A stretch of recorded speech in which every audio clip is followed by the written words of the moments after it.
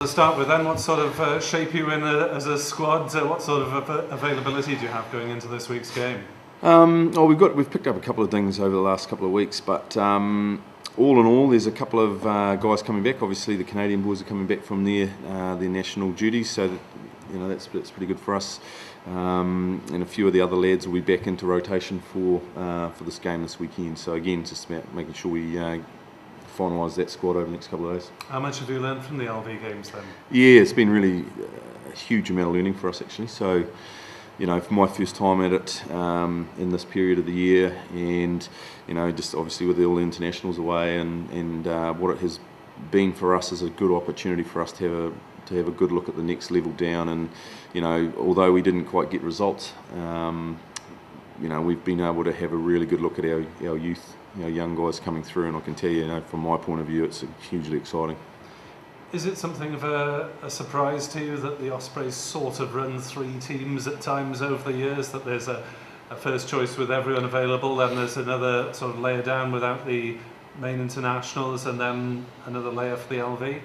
Obviously, it's something that's a wee bit new to me in terms of the competitions, but I think how I look at it is that it's just a great opportunity for our young guys to really accelerate their learning and accelerate some experience in what has been some really good competition. I think if you watch part of the Blues game last week, there's some good stuff going on in there in terms of both sides, and they're going to learn and take the experiences from that.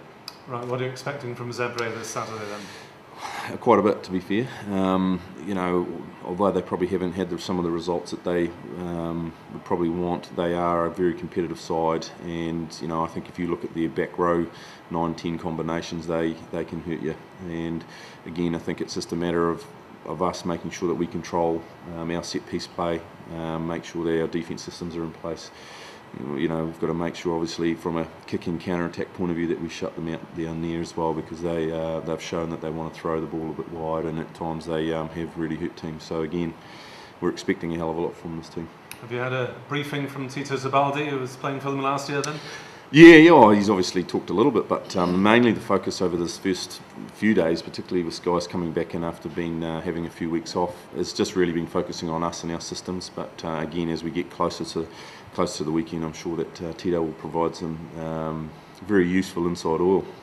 What's the importance of this little spell then? Because you've got a couple of weekends that do count for Pro 12 league points, but without your Wales internationals, but the points are the same. Yeah. Listen, the competition keeps kicking on, doesn't it? And for us, nothing changes. We're in a reasonably good space in the Pro 12, but again, we know that we've got to keep moving forward. And this is we're back into it this week, and so we need to make sure that we're good. So the focus for us is to make sure that we get the performance on the stadium that we want, and that'll allow us to keep moving forward. Is the league your best chance of honours as things stand at the moment then this season? I think it's early doors. I mean, obviously from a Heineken point of view, we're not in where we want to be, but never say never. I'm never the optimist. I'm looking for opportunities. So for this team to keep moving forward. So we'll breach that in a couple of weeks' time. But first and foremost, we've got a pretty competitive outfit at home that we need to make sure we get the points out of that what we want. A couple of your Wales guys have got crocked in the meantime. Adam Jones, Aaron Jarvis. What's the news on when they might be available? Yeah, obviously Adam's done his calf. Again, it's just a matter of then the medical team getting that right. So I don't really know. Jarvis, slowly, surely, but he's coming back. So that's a positive sign for us. So again, it's just a matter of making sure that we assess at the front end of this week and look at when he's going to be available. Are you expecting to have one or both of those back for the Heineken Cup or not? Yeah, we'd like to think that we could get Jarvie back, but again, it's just a matter of how he progresses. I'm not sure. To be fair, I'm not sure exactly when Adam's going to be ready, but again, take that day by day, week by week. And another issue, of course, that seems to crop up earlier every year is that the contracts for next season. You're particularly in the spotlight because of your Lions forwards, Adam Jones, Alan Wynne-Jones, Ian Evans. Yep. How hard is the region having to work to have a chance to retain them?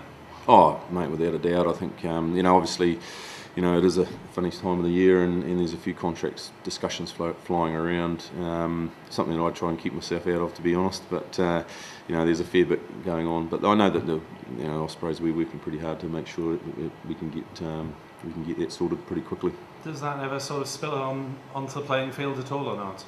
No, I don't think so. I think this group's is pretty keen to do well as a team, and you know, again, when each team and each opportunity comes up to get the performance, they chase that. So that's been really the focus point. So.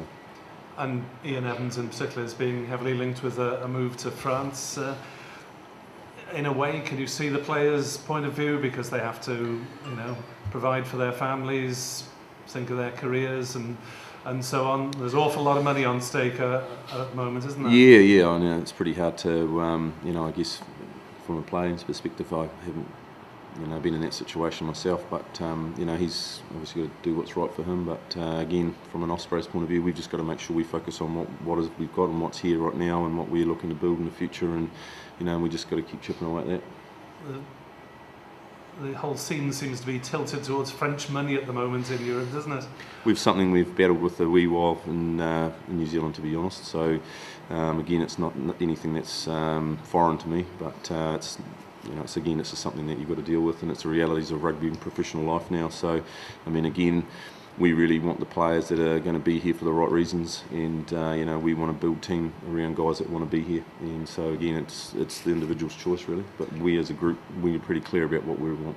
From your experience in New Zealand, then how do you go about trying to convince players that they're best off with the home comforts? Well, I think what you can do is first and foremost is make sure that you know, from an organisation team perspective, that you're very clear around where we're going, and you know, the personnel that we've got to work with.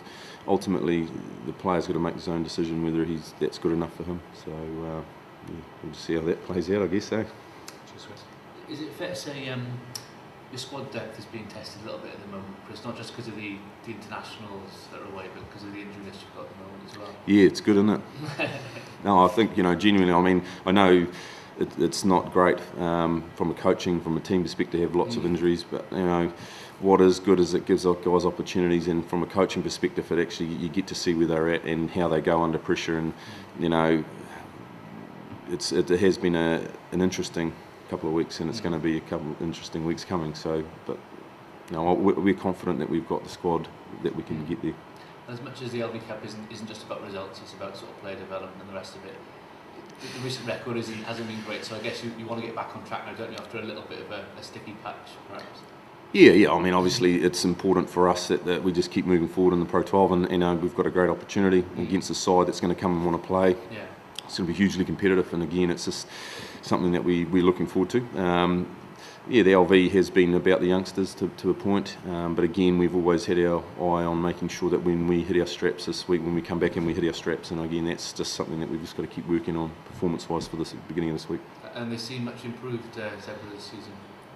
Yeah, they're competitive and they've got good players, you know. So again, it's just a matter of, like I said before, we've got to make sure we control the opposition and make sure we play them in the right areas of the park, and defensively we've got to make sure we stop them out. Who were their danger men, do you think, in particular? Because I know, have you worked with Brendan Leonard before? Or? Yeah, I had him at Waikato, and he's definitely a handful, and I know he's been playing pretty well for them. But they've got, you know, firepower right across the field, and like I think the biggest key to their game is their back row. Their 6, 7, 8 and 9, 10 combination is pretty lethal. So again, it's just a matter of how we go about that, and those guys get going in the game, then others come into it, you see. So I think that's, from our point of view, we've just got to make sure we can take care of that. What was your experience of working with Leonard? What was he like? He's great. He's a really good bloke, and you know, he kept working hard on his game. He came back from a pretty traumatic knee injury. You know, quite. You know, from his point of view, he's probably didn't quite get to where he wanted to be, but you know, he's a hell of a player and a very good organiser, and he's got a very lethal running game. So again, he's a threat. And injury-wise, Duncan Jones, what's the latest with him? He's chipping away. He's just started training again this week. So again, we'll just see from how he pulls up whether, you know, how selection looks. So nice to have Reece Webb back as well, I guess. Oh, I was pleased for him. You know, he's trained really hard and put the hours and the effort in, and he's come back early. And you know, that's credit to the medical team. But it's just sort of shows you how much it means to him to play for the Ospreys. He's just really worked hard to get back quickly, and I was just really stoked for that. He got to get out and have a bit of a run around. So we'll see how he goes. Good stuff.